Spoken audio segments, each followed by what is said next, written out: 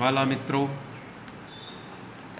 આજે આપણે ધોરણ 11 ગણિતમાં ચેપ્ટર 3માં ચોથો ભાગ શરૂ કરીશું.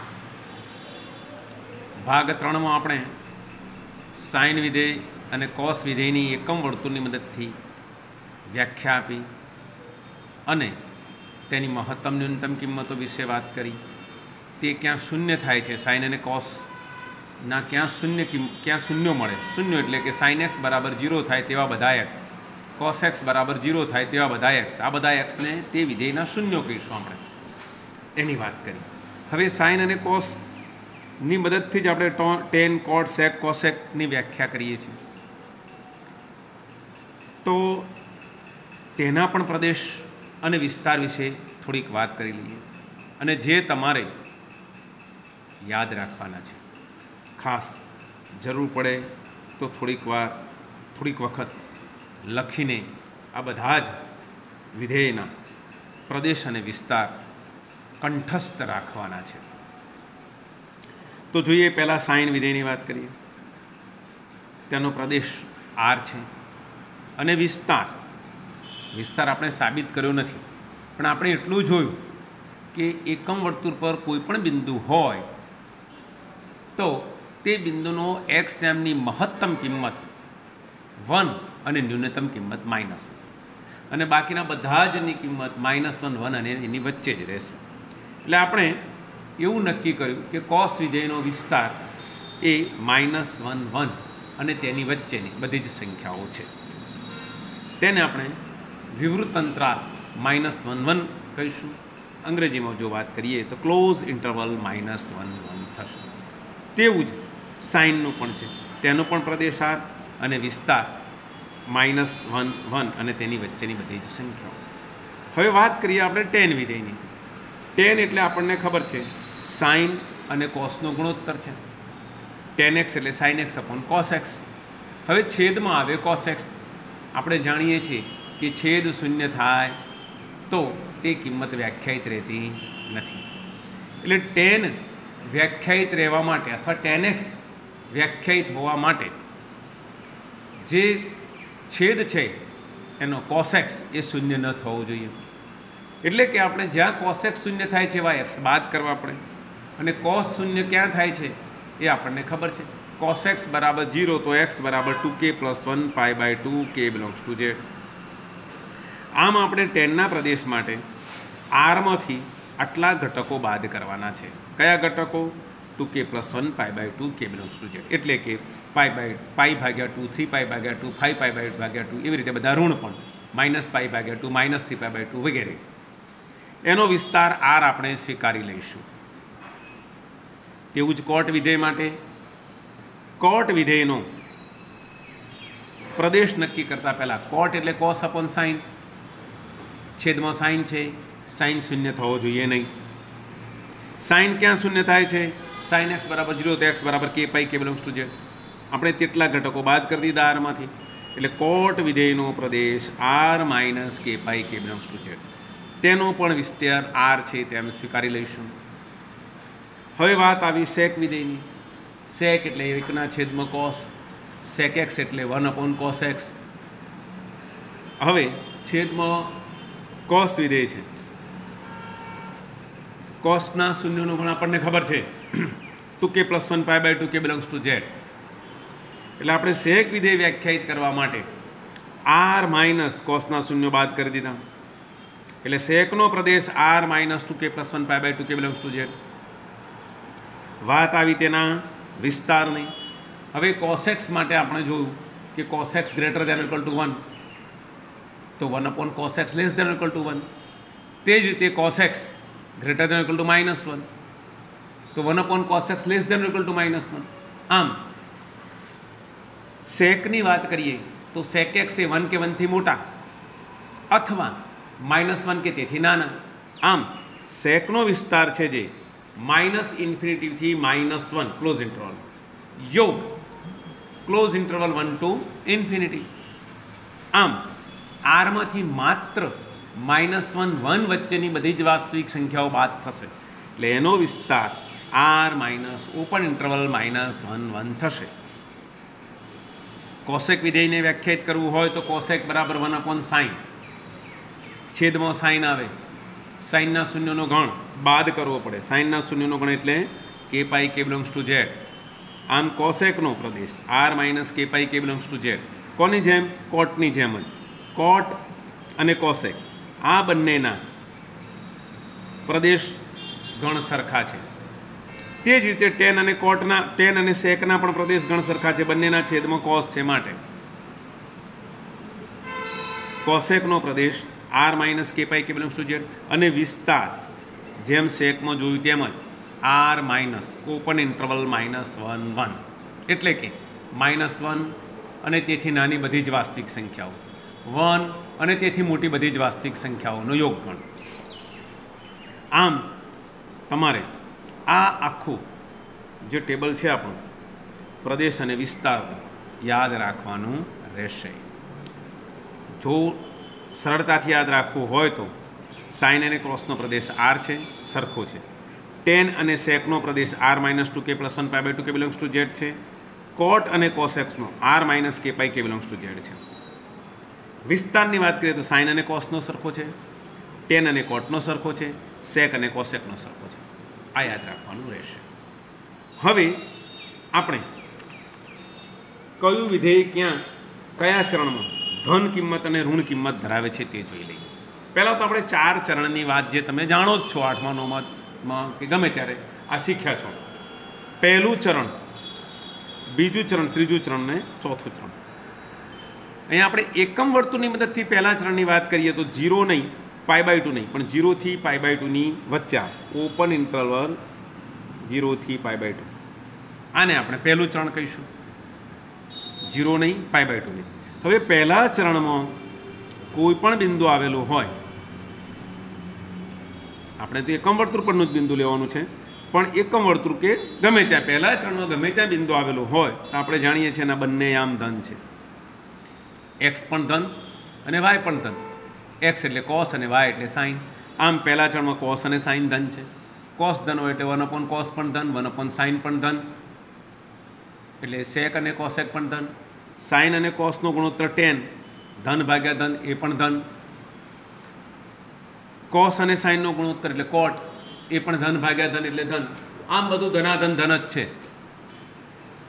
પહેલા ચરણમાં સાઇન, કોસ, ટેન, સેક, કોસેક, કોટ 6 વિધેય ધન કિંમત ધરાવશે. એનો અર્થ એવો થયો કે x બિલોંગ્સ ટુ 0 થી π/2 હોય open interval, x belongs to open interval 0 થી π/2 હોય અને આને કોઈ પણ વિધેય સાઇન, કોસ, ટેન, સેક લાગે તો બધા જ ધન થશે.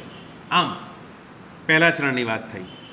બીજા ચરણની વાત કરીએ તો બીજું ચરણ શરૂ થશે આપણે π/2 થી π. આ આપણું બીજું ચરણ છે. બીજા ચરણમાં x છે એ ઋણ છે, y છે એ ધન છે.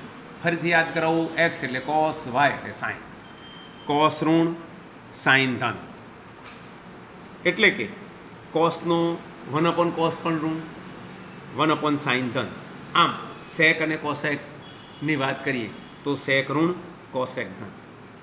ટેન એટલે સાઇન ભાગ્યા કોસ, એક ઋણ આવ્યું એક ધન આવ્યું એટલે ઋણ જ થશે. કોટ એટલે કોસ ભાગ્યા સાઇન, એક ઋણ એક ધન એટલે એનો ગુણોત્તર પણ ઋણ થશે. આમ બીજા ચરણમાં સાઇન અને કોસેક સિવાયના બાકીના 4 વિધેય ઋણ, સાઇન અને કોસેક ધન. તેવું જ ત્રીજા ચરણની વાત કરીએ તો ત્રીજા ચરણમાં એક્સ અને વાય બંને ઋણ. ત્રીજા ચરણમાં કોઈ પણ બિંદુ એકમ વર્તુળ પર લો કે ગમે ત્યાં લો પણ તેના બંને આમ ઋણ જ રહેશે. ત્રીજા ચરણમાં એકમ વર્તુળ પર કોઈ પણ બિંદુ આવેલું હોય એનો એક્સામ પણ ઋણ, વાયામ પણ ઋણ, એટલે કે કોસ પણ ઋણ, સાઇન પણ ઋણ. હવે કોસ અને સાઇન ઋણ છે એટલે કોસ ભાગ્યા સાઇન કે સાઇન ભાગ્યા કોસ એ બંને ધન થશે, ઋણ ભાગ્યા ઋણ ધન, એટલે કે ટેન અને કોટ બંને ધન થશે. બાકીના 2 વિધેય સેક અને કોસેક ઋણ થશે. આમ ત્રીજા ચરણની વાત કરીએ તો ટેન અને કોટ ધન, બાકીના 4 વિધેય ઋણ. હવે વાત કરીએ ચોથા ચરણની. ચોથું ચરણ શરૂ થશે આપણું 3π/2 થી 2π.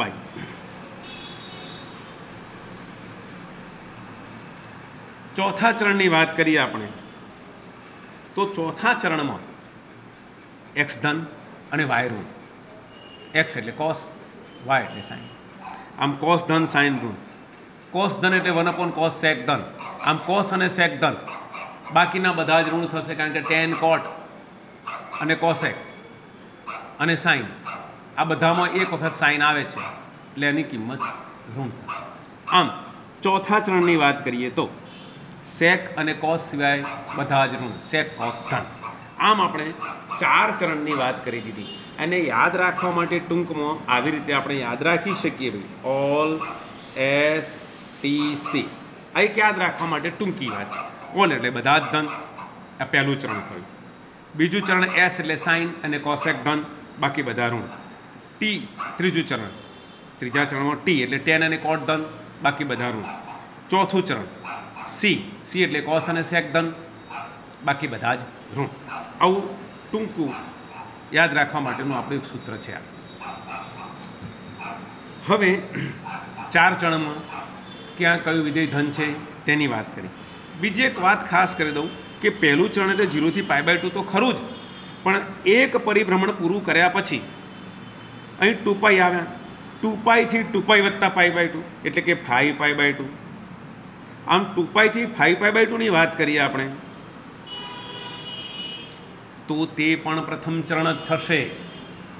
અને ત્યાં પણ આપણે વાત કરી તેમ બધા ધન થશે. હવે 5π/2 થી પાછા 3π આવે, એ બીજું ચરણ થાય. એમાં પણ આપણે કહ્યું તે બધું યાદ રાખવાનું છે. આમ જેટલા પરિભ્રમણ કરીએ એમ કિંમતો બદલાવા સાથે ચરણ તો આ 4 જ રહેશે. આ 4 ચરણનું ખાસ ધ્યાન રાખવાનું રહેશે. હવે બીજી એક વ્યાખ્યા આપણે જોવી છે વધતા ઘટતા વિધેયની. હવે આપણે આ વ્યાખ્યા ધોરણ 12માં વિસ્તારપૂર્વક જોવાના છીએ, પણ અત્યારે આપણે આનો ઉલ્લેખ છે આપણા ચેપ્ટરમાં કે ભાઈ ત્રિકોણમિતીય વિધેયો ક્યાં વધે છે ક્યાં ઘટે છે, તો થોડીક એની વ્યાખ્યા સમજી લઈએ. આપણે એનો અંદાજ આવે એટલા પૂરતી આપણે આજે ચર્ચા કરીશું વધતા ઘટતા વિધેયની. તો વાત કરીએ વધતા ઘટતા વિધેયો. તો કોઈપણ વિધેય એફ ફ્રોમ એ ટુ બી. હવે કોઈપણ વિધેય ક્યાં વ્યાખ્યાયિત હોય તેના પ્રદેશમાં જ વ્યાખ્યાયિત હોય, એના પ્રદેશની બહાર જઈને આપણે વાત કરવાની નથી. તો હવે વિધેય એફ માટે પ્રત્યેક x1 x2 બિલોંગ્સ ટુ એ, એમાંથી કોઈ પણ 2 x1 અને x2 લઈ શકો તમે. હવે આ 2 x1 x2 માટે x1 > x2 હોય અને જો તે પરથી fx1 > fx2 મળે તમને, તો વિધેય વધતું છે તેમ કહેવાય. એ ઉપર વિધેય વધતું કહેવાય. પ્રદેશગણ એ માટે વિધેય વધે છે. આપણે એનું એક ઉદાહરણ લઈએ. દાખલા તરીકે fx = 2x લઉં. હવે એક્સની r થી r પર વ્યાખ્યાયિત છે, એટલે આરમાંથી કોઈ પણ 2 કિંમત લઈએ, 1 અને 2 લઈએ તો બહુ સીધી વાત છે, 1 = 2.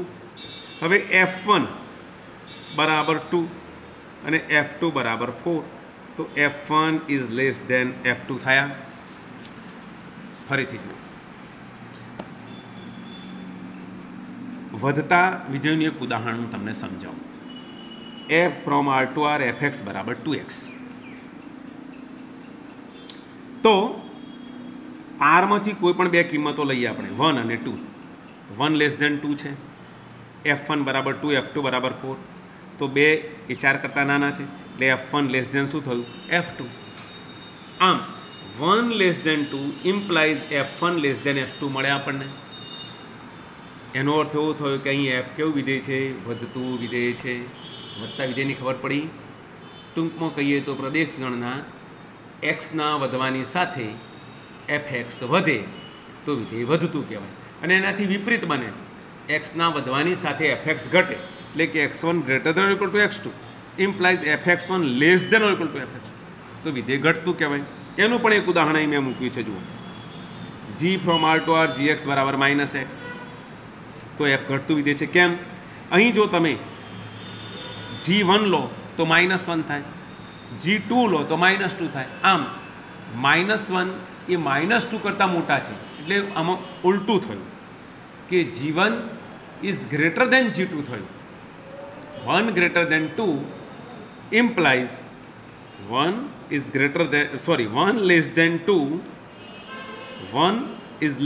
2 implies g1 < g2 થયું. G1 એટલે -1 અને G2 એટલે -2. આમ 1 less than 2 implies G1 greater than G2 થયું. આનો અર્થ એમ કે G એ ઘટતું વિધેય છે. આમ આપણે વિધેયના વધવા ઘટવાની વ્યાખ્યાનો એક અંદાજ જ, વ્યવસ્થિત વ્યાખ્યા તો આપણે ધોરણ 12માં જોઈશું જ. એમાં તો ચુસ્ત વધતું વિધેય, ચુસ્ત ઘટતું વિધેય, વધતું વિધેય, ઘટતું વિધેય, આવી બધી વાત કરવાના છે.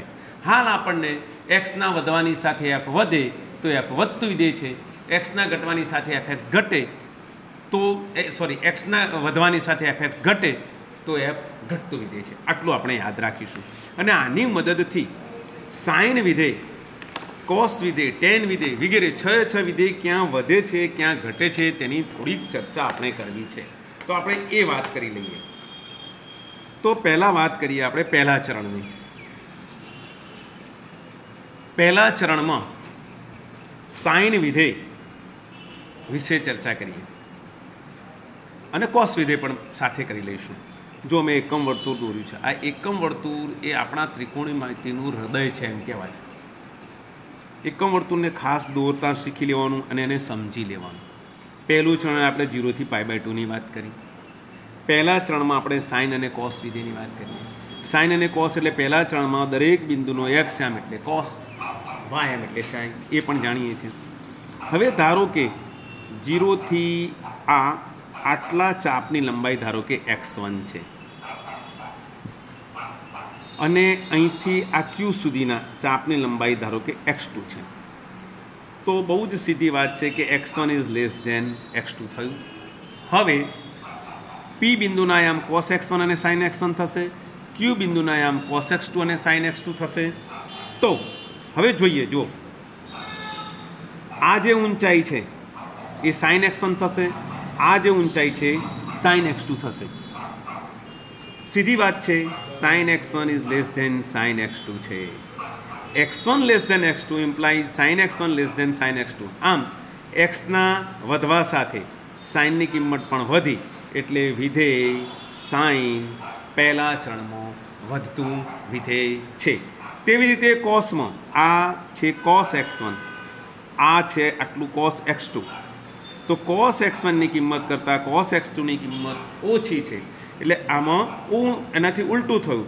x1 less than x2 implies cos x1 greater than cos x2. એટલે પહેલા ચરણમાં cos વિધેય ઘટતું વિધેય છે. આથી પણ સહેજ આગળ વાત કરીએ. સાઇન cos એટલે x આમ, સાઇન એટલે y આમ. cos એટલે x આમ, સાઇન એટલે y આમ. પહેલા ચરણમાં cos 1 થી શરૂ કરી અને 0 થાય છે. આ સાદી સમજ માટે છે. આપણે મેં પહેલાં બતાવ્યું તે દરેક માટે છે, પણ આપણે આને સરળતાથી સમજવા માટે cos 1 થી ઘટીને 0 થાય છે એટલે વિધેય ઘટતું થયું. સાઇન 0 થી વધીને 1 થાય છે એટલે વિધેય વધતું થયું. આમ સાઇન પહેલા ચરણમાં વધતું વિધેય છે, કોસ ઘટતું છે. વધતા માટે આપણે આવો સિમ્બોલ, આનો અર્થ વધતું કરીશું, આનો ઘટતું કરીશું. તો પહેલા ચરણમાં સાઇન વધતું અને કોસ ઘટતું વિધેય છે. બીજા ચરણની વાત કરીએ અને ટૂંકમાં વાત કરી હોય તો cos 0 નો -1 થયો એટલે ઘટ્યું ગણાય, sin 1 નો 0 થયો એટલે વધ્યું ગણાય, ઘટ્યું ગણાય. sin 1 નો 0 થયો એટલે તે પણ ઘટ્યું, cos 0 નો -1 થયો તે પણ ઘટ્યું. આમ બીજા ચરણમાં sin અને cos બંને ઘટતા વિધેયો છે. ચરણ 3ની વાત કરીએ તો cos -1 નું 0 થયું એટલે વધ્યું ગણાય, sin 0 નો -1 થયો એટલે ઘટ્યું ગણાય. ફરીથી -1 નો 0 એટલે વધ્યું, 0 નો -1 એટલે ઘટ્યું. આમ ત્રીજા ચરણની વાત કરીએ તો sin ઘટતું અને cos વધતું વિધેય છે. ચરણ 4ની વાત કરીએ તો cos 0 નો 1 થયો એટલે વધ્યું ગણાય અને sin -1 નો 0 થયો એ પણ વધ્યું ગણાય. એટલે ચોથા ચરણમાં sin અને cos બંને વધતા વિધેયો છે. આ જ રીતે ટેનની પણ સરળતાથી જોઈ શકાય કે ટેન ચારે ચરણમાં વધતું વિધેય છે.